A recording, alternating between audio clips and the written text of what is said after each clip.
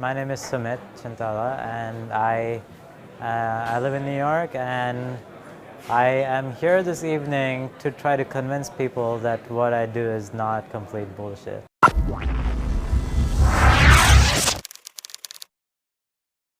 I kind of have always been a computer programmer and a lazy person, and if you combine both of them, I want someone else to do all the work for me, and I kind of wanted to see if I could figure out how artificial intelligence can get smarter and like help my laziness, I guess. I'm kind of obsessed with this field now, and I think and breathe this stuff now. Like it's almost like I've become the crazy mad scientist kind of person who only thinks about this stuff. Yeah. Actually, when I interviewed at Facebook, it wasn't a very attractive job for me because I kind of never used Facebook with very much enthusiasm before that. But it's definitely been a dream job for me because of all the smart people around me and how much I can learn from them, and in general how much of a better person I've become just knowing all these people and working with them. So yeah, it didn't start out as like a dream job setting, but it totally is right now. So you mentioned in one of your slides about taking over the world with this technology. Did you mean that quite literally? I mean, many people feel that we're going to create a spiritual being that's far more intelligent than us. What's your thoughts on that? We aren't far enough to kind of speculate so wildly. We are really, all we're trying to do is figure out how to make AI do our laundry, and that's like, we're trying to get there and we're not even close enough to get there. Let's take it one step at a time, and like when AI gets to a point where we're like, it's kind of a decent thing that helps me around the house, then we can think of like how much crazier these things can potentially get. I have a lot of friends here, DeepMind's here, which is a bunch of AI nerds, and I like the pubs. I like Guinness and Scotch. Yeah, I kind of like London. I wouldn't mind moving here if someone fixed the rain issues.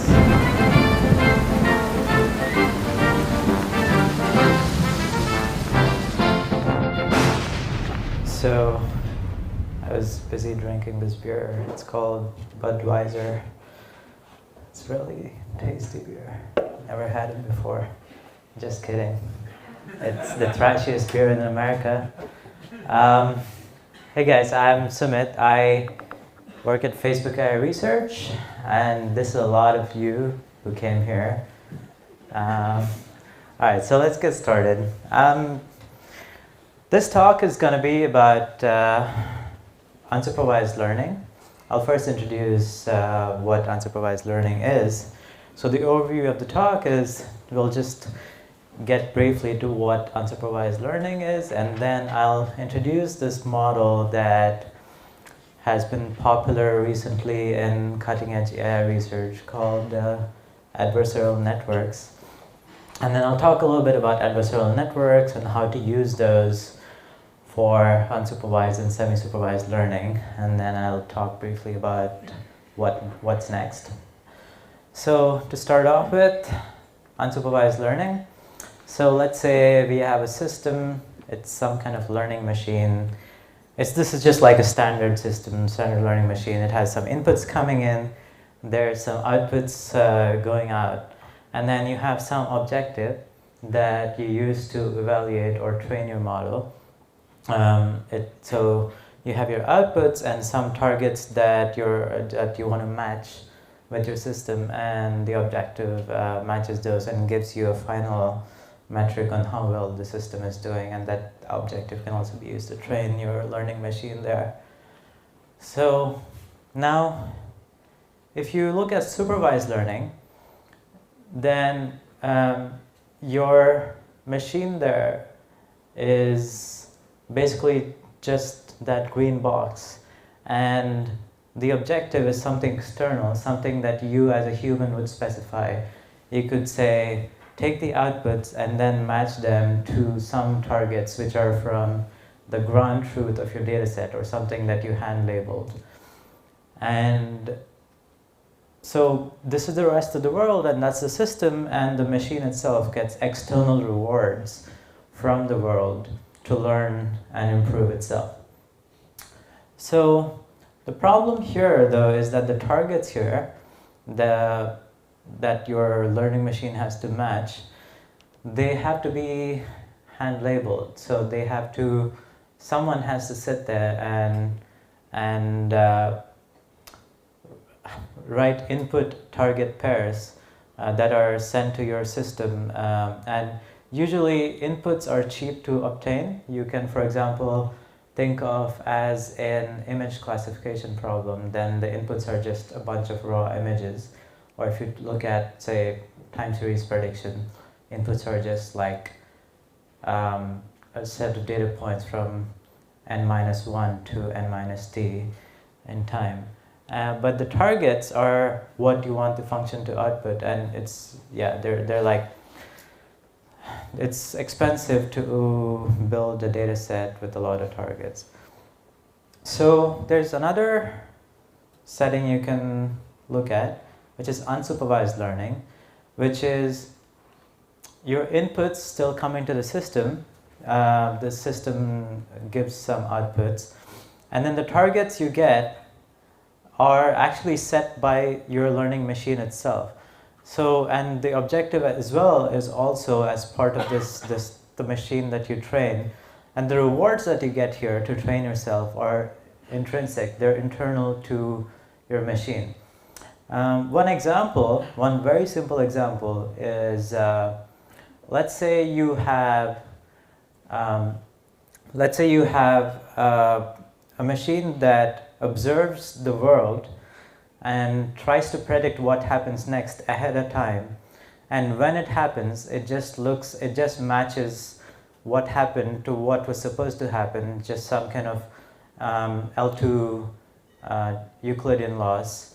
And it trains itself to basically predict what happens next. And the loss there and the data that is the target there, it's all implicit. There's no human that sat down and gave it the targets it's supposed to predict. So this is a setting. This is unsupervised learning. Usually, you call this setting unsupervised learning, where your rewards are intrinsic, and the machine essentially trains itself to do something. And you might ask, why is this interesting? Well, usually when we train unsupervised learn machines, we want to reuse part of this learning machine to do something else later, and you would hope that the amount of data to do some task later is much lesser than if you just train the machine from scratch on some new task. So if you think of it as that learning machine there is a neural network with several layers. Let's say it's a 5-layer neural network. And in an unsupervised learning setting, it trained itself and it learned some representations in these layers. What you might want to do is reuse the representations it learns in these first 3 layers. So this is its unsupervised learning objective. It's still there. But then it uses the 3 layers that it trained itself on in this unsupervised objective, but also has a supervised tasks. Let's say it wants to classify images. So this here is just trying to generate images, which is, it gets some inputs on what happened. Let's say it gets video frames, the last 4 video frames that happened in its current world, and it has to predict the 5th or 6th video frame that happens next. And that's this task here. And over here, you still get the video frames, but it has to detect objects in the image and identify them as a cat or a dog and so on. So the amount of data to train this part of the system now is much lesser, because these 3 initial layers are now being shared between this unsupervised part and the supervised part. And there's no labels you need to train this part. So you can essentially train your network for like a ridiculously long time on this part, and then have very few labels, maybe like have one label for a cat and like one label for a dog, and expect the machine to learn to detect cats and dogs, for example. So next, I want to introduce briefly what generative models are. So let's say there's a green box. It's a black box. All it has to do is spit out images. Let's say for the rest of my talk, I'm going to just talk about generative image models. So to just like not generalize too much. So this black box here, at every time you ask it to generate an image, it just generates an image of the world. Let's take a specific example. Let's say you want a cat generator. So every time you ask the black box to give you a new image, it will give you an image of cats and of a cat from the. It looks like a cat from the real world. It's just generated from scratch. Somehow you don't know, it's a black box. So this black box didn't have any inputs, right? You just asked it to generate something and it just generated it. Now you can think of it in a slightly different way. You can, let's say you give a single number, a scalar value, to your generator, and depending on the value of the value that you give, it either generates a cat or a dog or something in between. So this thing here is called your latent space, and in this latent space, if you move to the right, you get cats. If you move to the left, you get dogs. And this generator takes this latent space and it generates a distribution of images.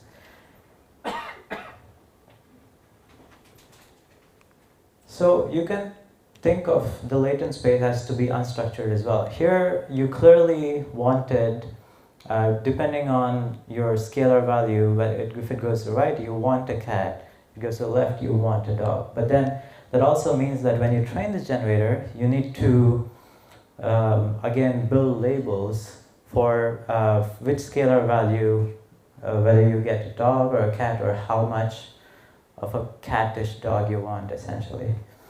But you can think of this in an unsupervised setting where you have no labels and you just give some input noise to your generator and it generates some output image.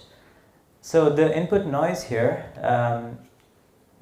if you vary the noise, let's say this is some high dimensional noise, let's say it's 100 dimensions. So here it was just a scalar value, a single number. Let's say every time you send an input here, it's like 100 numbers. So you're now drawing a random 100-dimensional vector, let's say from a multivariate Gaussian. And depending on like which vector you give, it starts generating a different image. And you can still think of it generating cats, but you can also think of it as some generator that generates all possible natural images, for example. Still a generator. And you can start thinking about how to build a generator, and one way to look at it is to just make it a neural network. Standard deep convolutional network of like k layers. So that's just a brief introduction on generative models and unsupervised learning. Now I'm going to introduce one technique to train unsupervised generative models. It's called generative adversarial networks, and it was introduced by Ian Goodfellow and his colleagues at the University of Montreal. Now, generative adversarial networks have a certain interesting structure that was just like, that really is a good way for generating natural distributions and give out samples that look very real. So in adversarial networks, let's say you're still in this setting where you have a noise going into your generator, it generates a sample. And you have some loss that has to give how much the sample looks like a real sample or not while you're training the system. And this loss usually is really hard to construct. Like if you think about it, if you're given an image that is generated, and if you're given an image as a training set of all natural images, the generated image, you want to come up with some loss that'll tell you how much your generated image looks real, and like creating a loss function that says that gives you a metric on whether an image is real or not is very hard. Even if you think about hand constructing it, it's just generally very hard. If you think of a simple loss function that basically is, I want my generated image to be close to the mean of my training data set. So if my generated image is far away from my the mean of my training data set, I give it a higher penalty.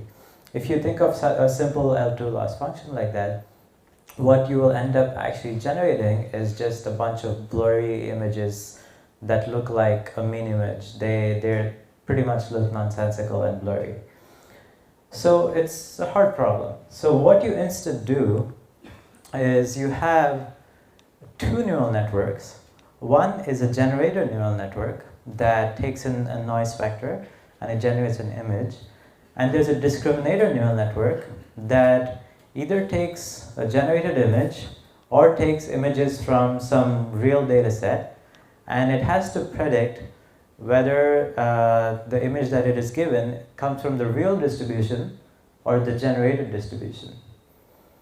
And so the generator is generating images that the discriminator should easily tell apart. Like the discriminator should be able to tell that generated image comes from this generative distribution. So it has to give a probability of 0 as the output. If it's given a real image, it has to give a probability of 1 because it came from the set of real images. So you can think of it as learning a cost function that tells you whether an input comes from the real distribution or a fake distribution. And how you train these things is you train them via gradient descent. Standard backpropagation with chain rule, gradient descent, this is a standard thing in neural networks. I wouldn't go into the details of this, expecting that some other talks have been given in the past on neural networks. But basically what it goes to is your generator has some parameters. Let's say it has some adjustable knobs that let it generate certain things. And your discriminator has certain parameters, and what gradient descent via backprop does is it computes what backprop does is it computes how much of the final loss, that is how wrong you were, is attributed to each knob in your neural network. And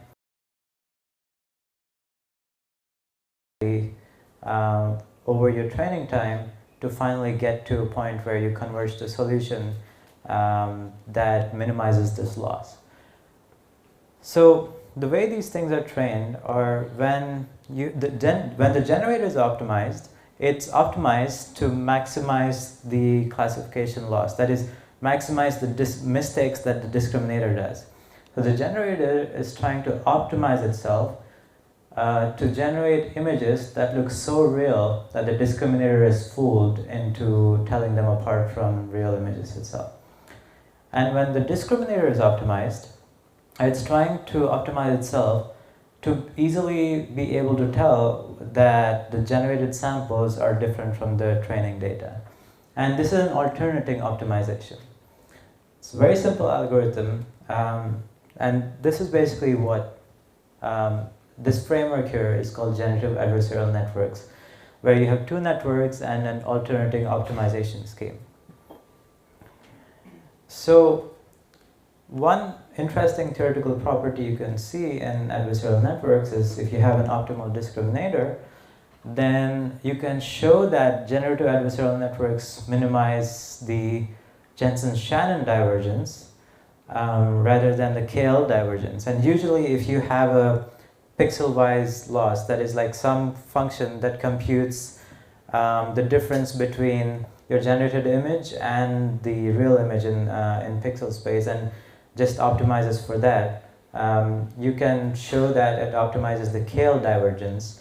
And the KL divergence is basically a metric that compares to, it's a ratio between two probability distributions that is really skewed towards, if you optimize to minimize the KL divergence, you will basically converge to the mean of your real distribution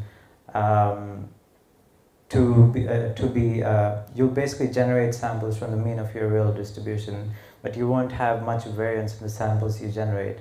And the Jensen-Shannon divergence is a little more forgiving to, if you have a multimodal distribution, let's say you have a distribution of dogs and cats, the mean of that distribution will be nonsensical doggy, catty images that makes no sense.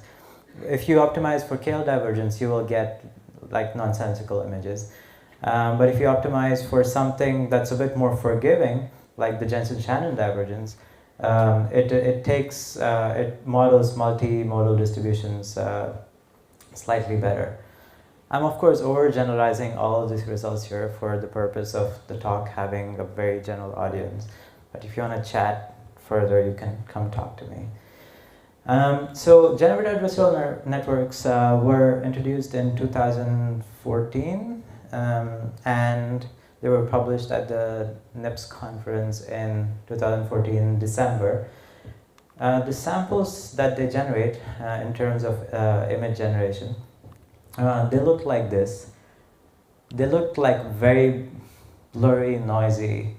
But at that time, these were actually really good samples. People were amazed that they would be as sharp, because until then, people generated good faces and like digits and stuff. But if you actually tried to go generate real images, they would get stuff that's even worse than this. Like that, they would get like even blurrier samples that made no sense at all. So this was pretty exciting in general. This was pretty exciting, and also the method itself seemed very simple to understand and use.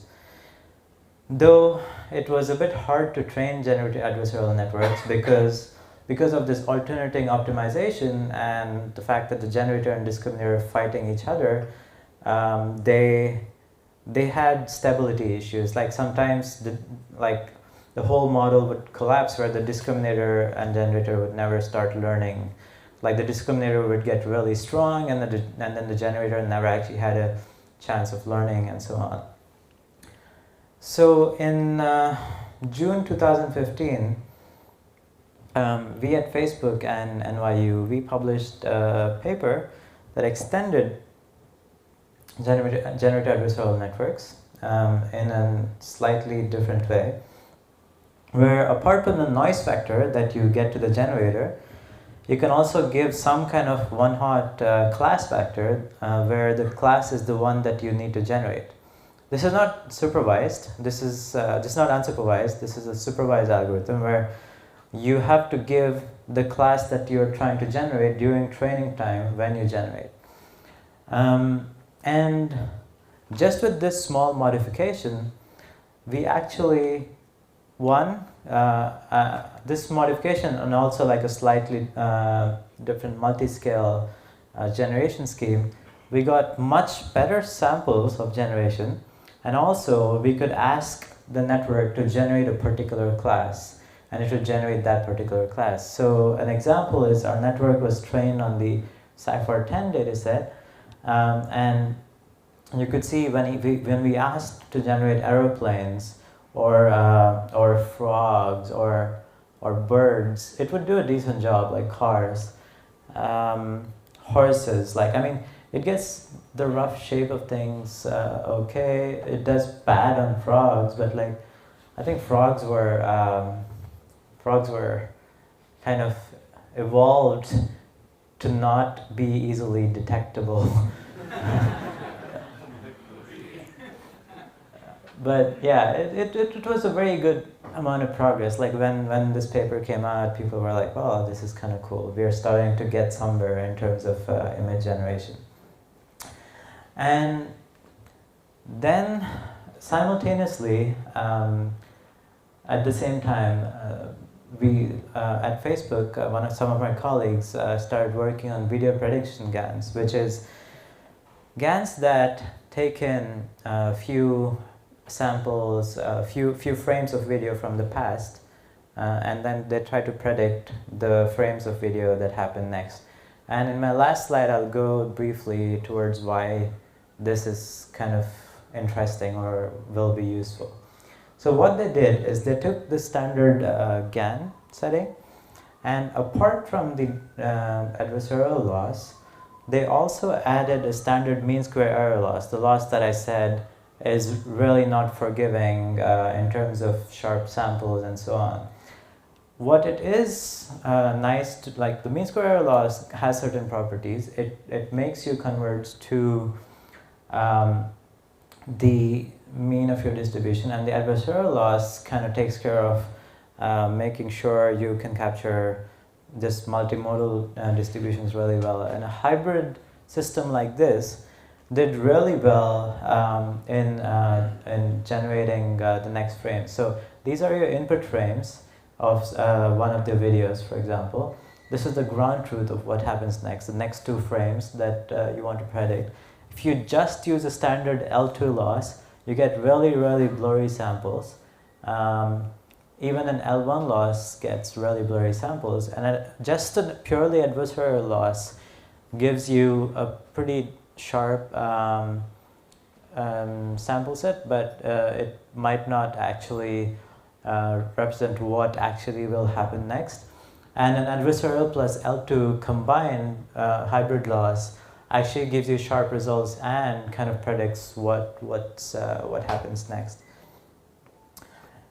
And next, in December that year, November, December-ish, Alec Radford and Luke Metz, they were working on they were doing some empirical studies on why generative adversarial networks are unstable, and whether we could find a class of architectures neural network architectures that would be stable for in this adversarial framework.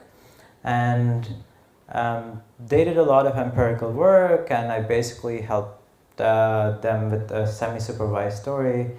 And we wrote this paper, and that got published at iClear this year. At iClear is another conference that makes your samples go towards being even prettier, sharper. We found these class of architectures, which we call DC GANs, that have this particular neural network structure, and they're really suited towards generating images in this case. These are some samples of bedrooms that were generated from our neural network.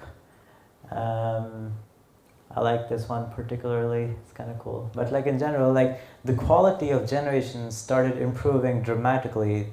Now if you look at this at a low enough resolution where they were actually generated, these are 32 by 32 pixel samples. So like if I blow it up on a big screen, it kind of looks very pixelated and bad. But if you look at the resolution at which they were originally generated, people actually started getting into this uncanny valley where they started to believe that these were real samples, but they weren't sure, that kind of stuff. And they had some interesting properties, adversarial networks in general and DC GANs as well, that we started exploring. One interesting property is that, so the input latent space that you have, that is the noise vector that you give to your generator, that latent space is basically, it's just a noise vector, right? You don't expect it to capture any semantic properties of these generations. Like, for example, you wouldn't expect that changing the noise vector in a certain way would remove a bed or add a window, because you never actually train these things to understand what windows are or beds are and so on. But what was interesting is that the latent space actually had semantic arithmetic properties. So in this small example here, we take 3 generations with the same property, that the men here are wearing glasses, and we average the latent noise vectors that generated them, and then this generation comes up.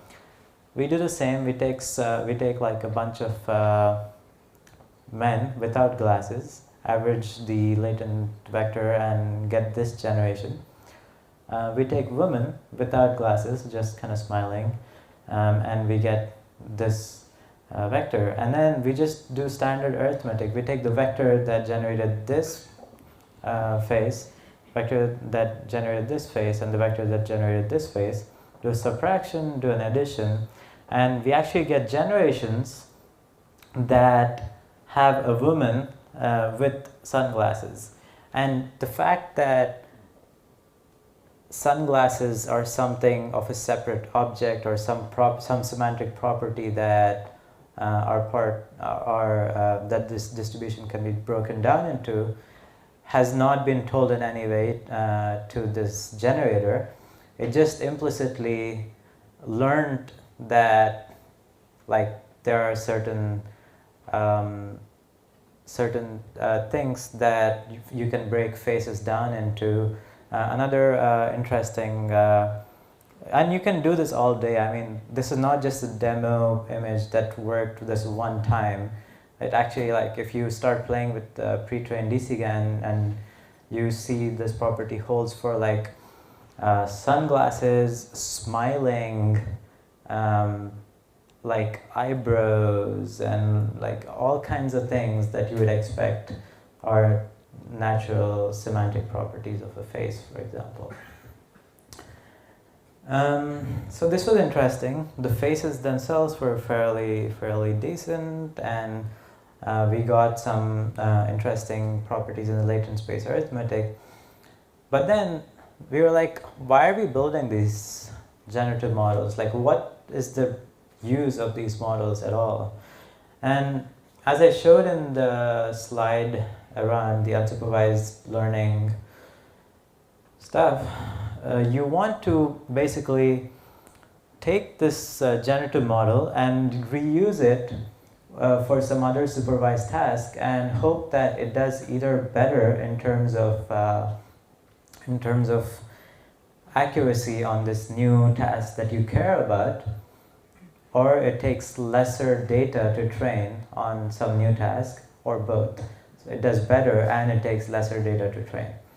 So the way you would do it is, this is your discriminator that you train from your adversarial network, and the input to your discriminator can be some images, either real or generated, but like in a supervised setting, they would just be real images that come in.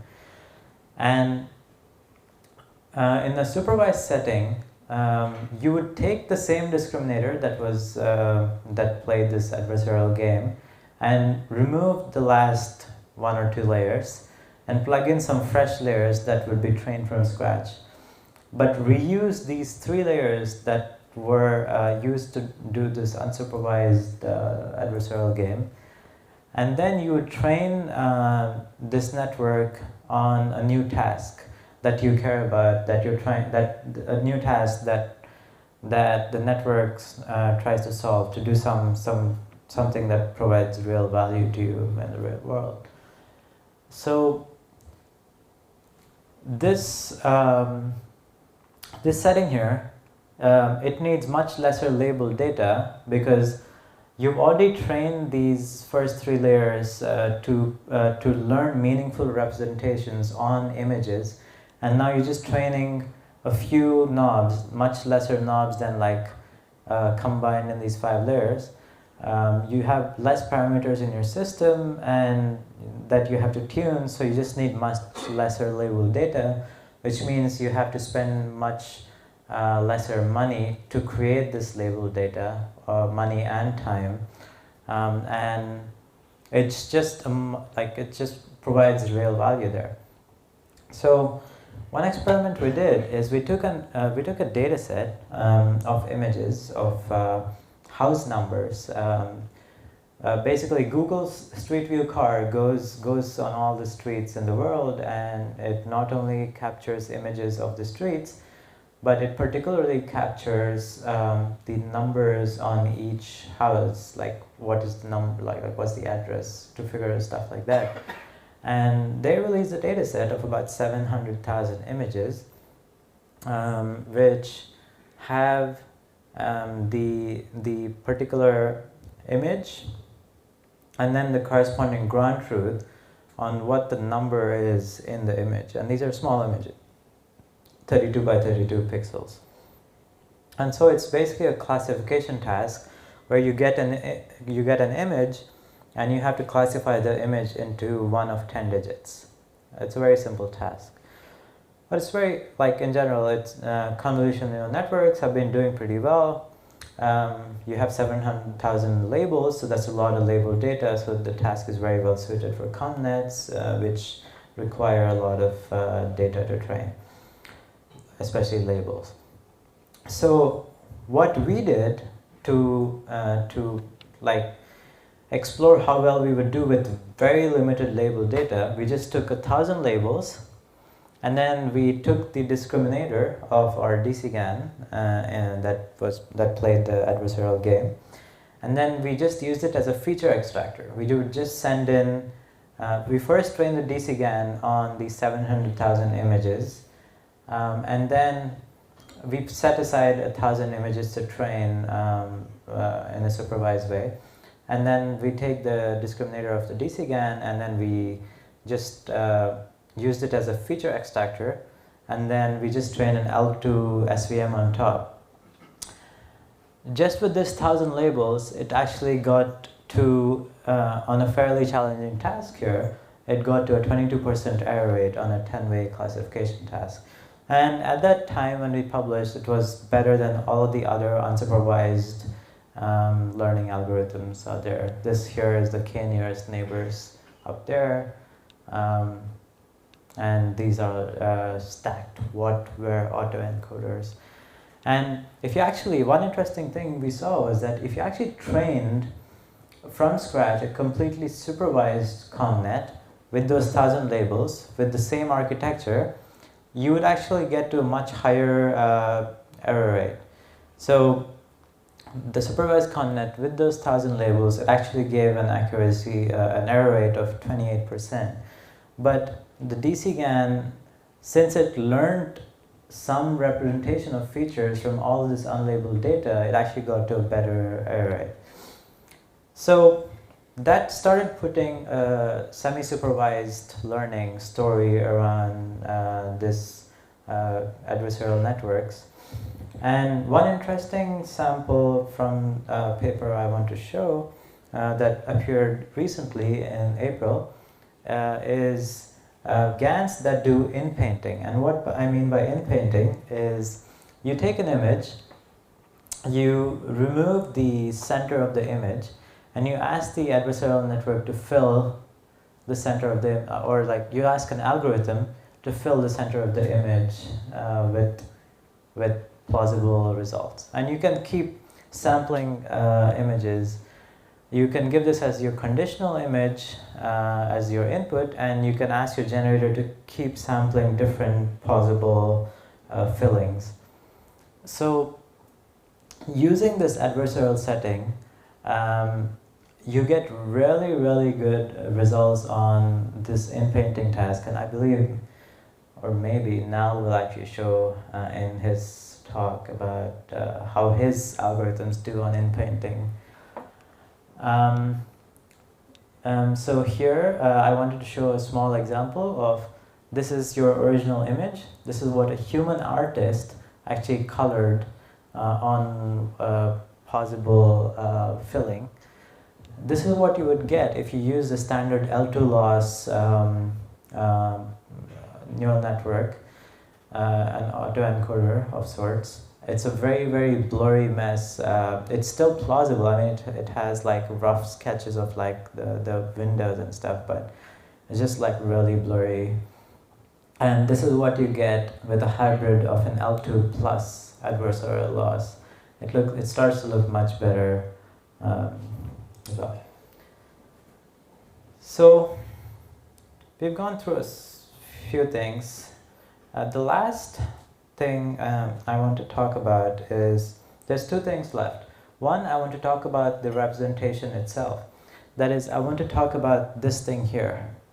The input we give here is just like a multivariate Gaussian or some uniform distribution. But you learn this in an unsupervised setting. Can you learn more structured distributions here to learn some semantics of your input distribution? So in our original paper that I showed you, where we do class conditional generations, we actually had to give the class of the image that was supposed to be generated. But the interesting question people wanted to ask in the community was that, can you just give some categorical distribution as your input apart from some Gaussian distribution, and will the generator learn to disentangle certain semantic properties and attribute them to this categorical distribution? And that would just be an interesting way to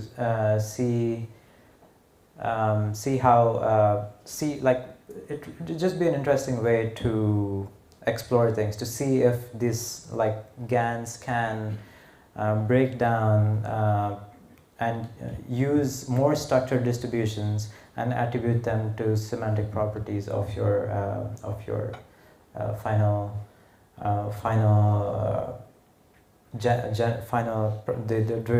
the real probability distribution as well. So in a paper recently from this company called OpenAI, they did exactly this. What they did was they gave to the generator several categorical distributions and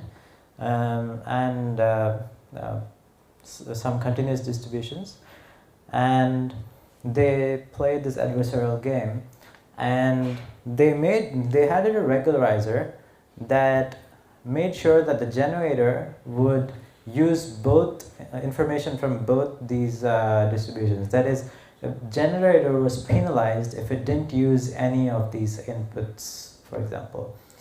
And what they saw was some very interesting properties. So here I'm showing, so let's say this is C1, that first column there, it's a categorical distribution. That's C2, C3, C4. So just by varying the one-hot coding that is given to C1, they started seeing that it actually, depending on which coding they gave to C1, it would actually generate that particular digit of interest. And that's interesting because the network was never told that separate digits are supposed to be generated based on different inputs to your generator. And so a semantic property of digit type was captured. Varying C1 on a regular generative adversarial network that is not InfoGAN didn't work. It just would generate like the same digit regardless of which C1 you gave. And C2 was another categorical distribution, and that captured rotation of the digits, and C3 captured the width of the thickness of the pen on the digits as well. And like in another data, and they showed this on several data sets, that you could actually start disentangling the input representations in a completely unsupervised way. This is another data set that they tried it on, where the network would, the input latent space would capture rotation and width without being given this information at training time. And the last paper I want to discuss is improved techniques for training GANs. This is a paper that came from OpenAI as well. It has Ian Goodfellow again and Alec Bradford, people who've published on adversarial networks before, and other researchers.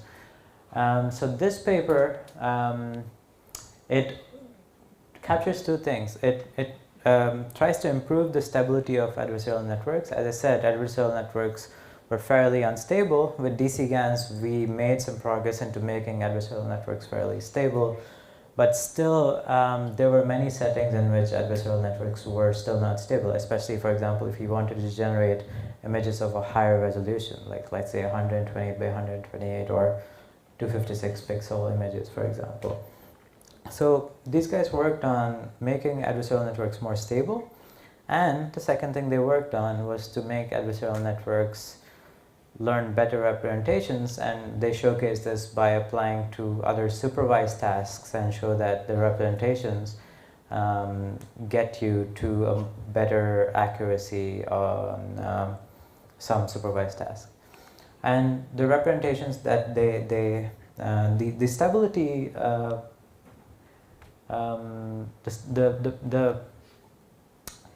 they give four particular tricks to stabilize adversarial networks.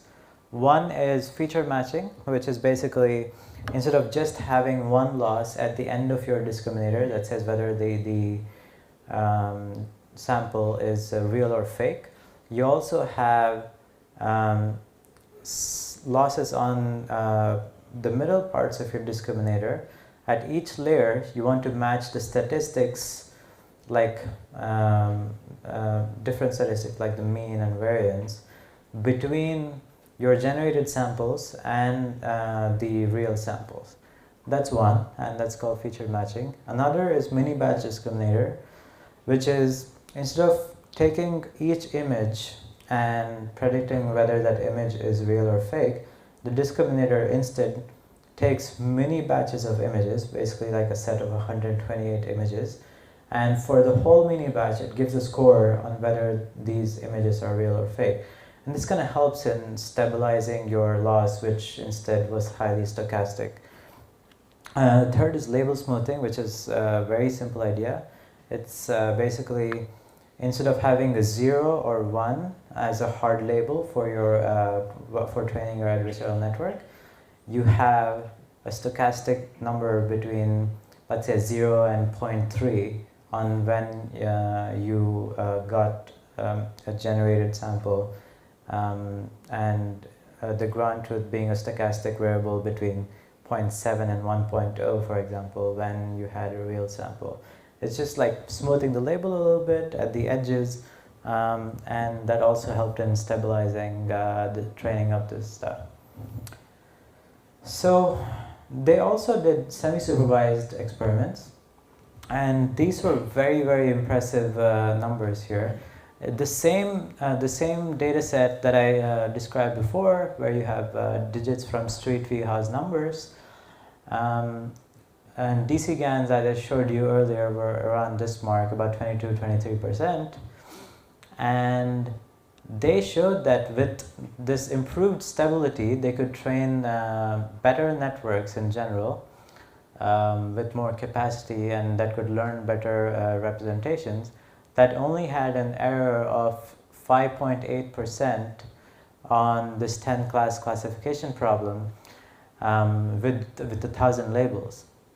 That's kind of interesting, because in 2013 I published a paper, the first paper that appeared on using this data set, and in a supervised setting with 700,000 labels. At that time, 3 years ago, I had an error rate of 5.1%. So 700,000 labels from techniques 3 years ago gave us 5.1%. And in a completely unsupervised setting where you only have 1,000 labels using these GANs, you have 5.8%. And I would expect as we improve GANs further, with very limited amount of label data, you can get close to what supervised large data sets the errors you would get to with supervised large data sets as well. So they are starting to get very practically relevant. That is, you can train an adversarial network on your large sets of unsupervised data, and then you can apply, take the discriminator or the generator from this unsupervised game and reuse it as a feature extractor for other tasks that you have. And another small, this is probably not relevant, this is also another data set with limited amount of labels. They show really good error rates as well. So the last slide, this is where I want to talk about why I think adversarial networks or generative models, or in general forward prediction, is interesting. It's because as humans, we inherently do this all the time.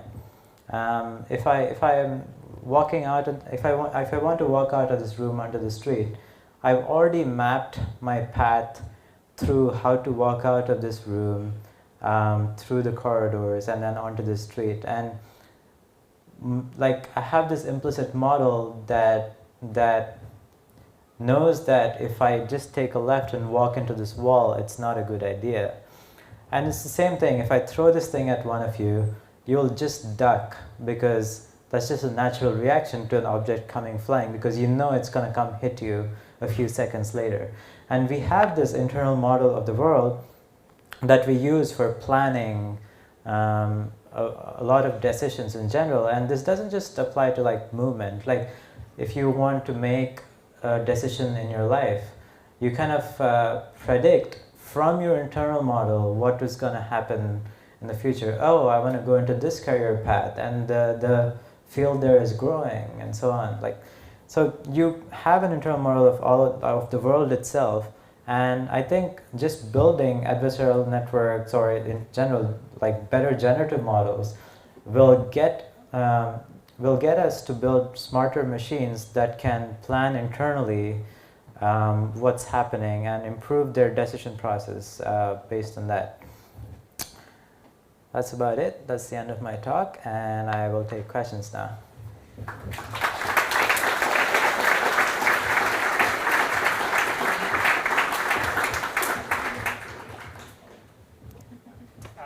Thanks for the good talk.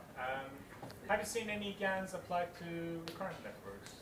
So stuff like LSTM and so on. So the question was, have you seen any GANs applied to recurrent networks? And the answer is yes. There's a paper also from Canada, from this group of this professor called Roland Mimicevic. It's called Recurrent GANs. I think generative recurrent adversarial networks, and that probably should answer your question. A good way of getting back from a, is there any good way of getting back from a real sample to the latent space? The question was announced, I guess. So there are papers that appeared recently that you can take the generated image and then go back to latent space. What you do is you train another network that takes the image and goes back to latent space, and you train that also simultaneously while playing this adversarial game. And that's just it's an inverse function that you train, and it works pretty well actually.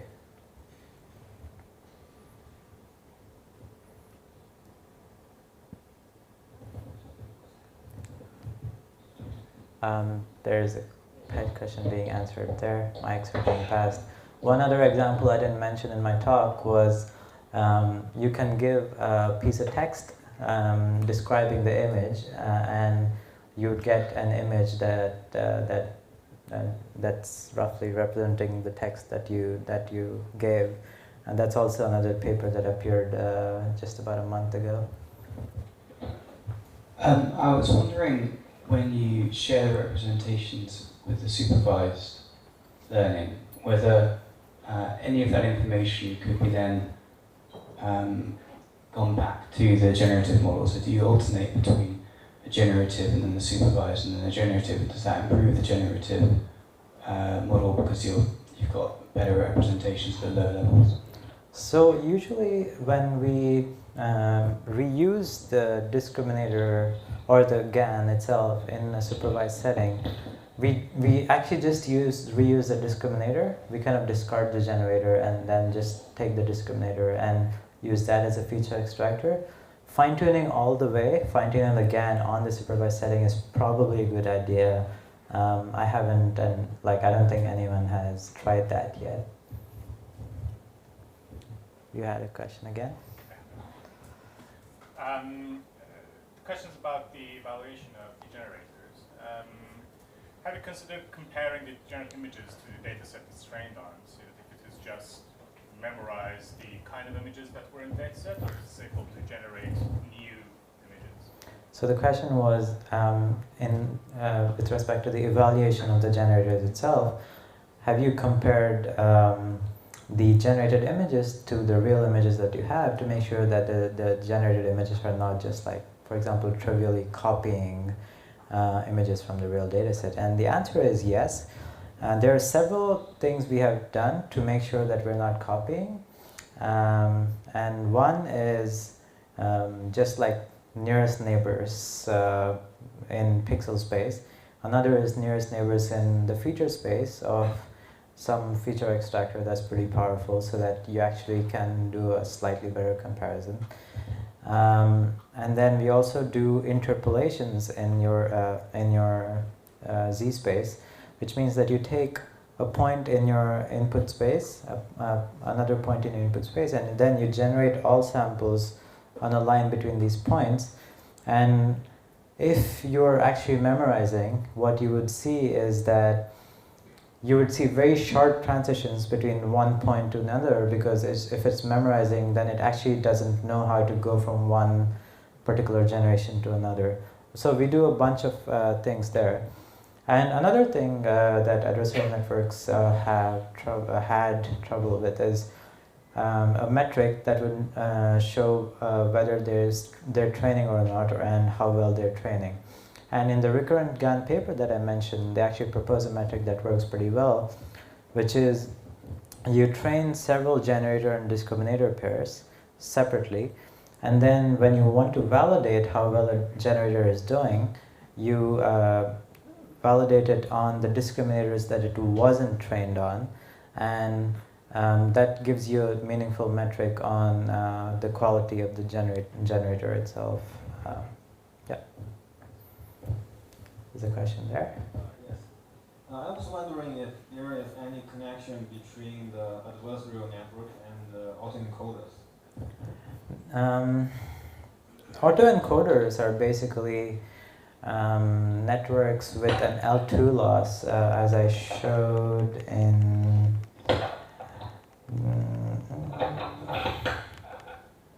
So autoencoders are just this box here, without this whole part, without this discriminator and classification loss part. But it's slightly modified. Autoencoders basically, you have a thing that goes from the sample to some code, and that code goes into the generator and to a mean square error loss. There's no relationship between autoencoders and adversarial networks, but they're all kind of in the same family of things. Autoencoders usually give much blurrier samples. Is there any work that applies GAN to natural language modeling, so that we could extract a representation for a large piece of text? So there's no work that has applied GANs to natural language processing yet, but there are several groups, research groups, that are working really hard to make GANs work on natural language tasks, and this kind of ties into the stability issues of GANs and stuff. But I assume over the next year you'll start seeing NLP GANs, audio GANs, and like in general GANs on like other problem domains. Another question here. What is the relative size of the data sets and the sort of latent, the hidden layers, like the size of those data sets versus the learned models? And do you have a sense of what the entropy is inside those? Like, is there some sort of compression capability in there? So the question is, what is the size of the data sets and the number of parameters in the models? Kind of any comments on the entropy of the models, and like if there's a compression story to it. And the models themselves have much lesser parameters than it would take to memorize the data set in general, and there is a lossy compression story if you kind of squint your eye, but no one's formally explored that. But yeah, the number of parameters are much lesser than the size of your data set in terms of like just raw number of parameters in your data set.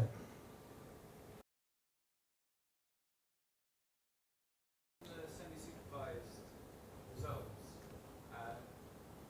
if you use a full data set, do you still see a big uptick in the performance versus just a purely state-of-the-art fully supervised convolutional neural net?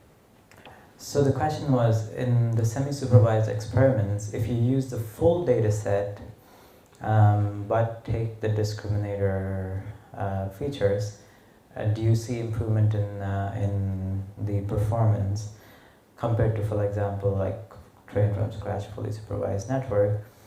And the answer is, if you have fully supervised, then the error rates on these data sets are already saturated to like 0.5% on the 10 class classification problem. So I actually didn't do any experiments in that direction, but I would expect that there would be no improvement in general, because like there's enough labeled data on a fully supervised setting that you don't actually have to like train from like the discriminator features.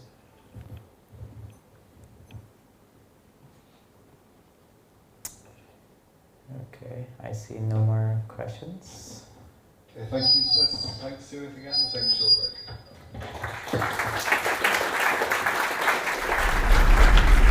London Machine Learning Meetup.